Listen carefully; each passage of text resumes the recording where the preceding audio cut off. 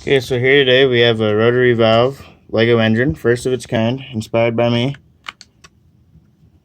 Didn't look up to anybody else to build this engine, first of its kind, as I just said. So as you can see, when the piston comes up, the valve opens.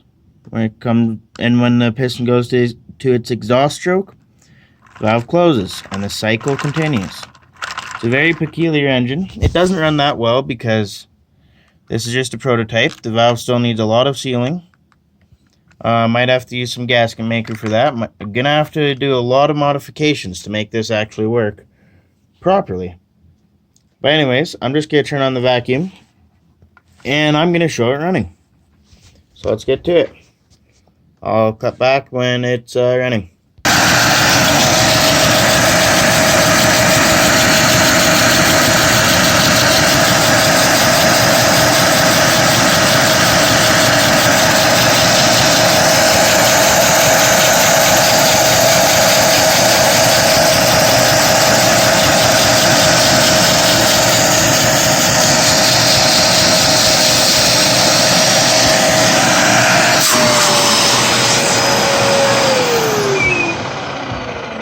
So as you can see, it runs